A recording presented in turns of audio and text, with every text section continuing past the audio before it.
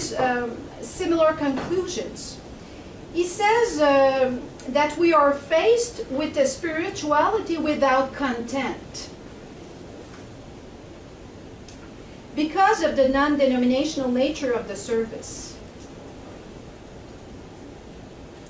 So, in brief, it's quite vague. Whenever you talk about spirituality in these educational documents, it's like it's always the same thing.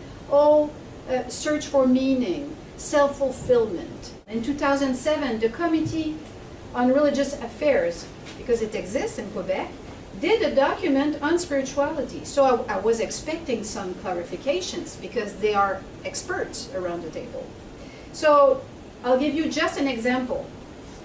After many pages, hence, student spiritual development refers above all to the growing consciousness of their innermost being and their future as human beings in relation to others and the world.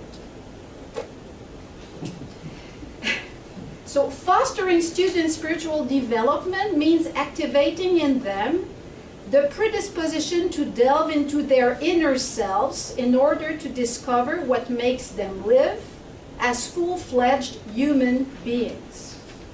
So my questions are, what becomes of spirituality if we do not take religions or any specific convictions into account?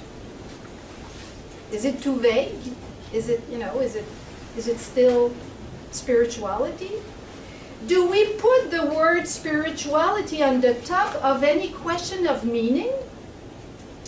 And there was an interesting presentation in Sweden. I was there with Laurie Beam, and there was all these comparative projects on religious pluralism. And I cannot quote him because I didn't find the reference yet, but he presented a study on alternative medicine. Because a lot of people say now that healthcare systems are moving to spiritual alternative medicine.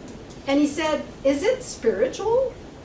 So he did a survey to just verify if people meant by acupuncture, massage, and all these alternative medicine, if people really meant something spiritual.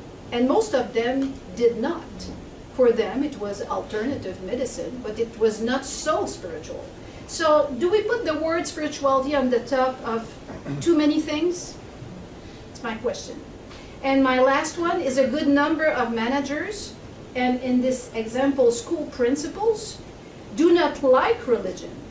Maybe we would need to look at good practices. We should find managers, and I'm sure it's really a tiny minority, who are taking religion into account and are really dealing with religious pluralism in their schools.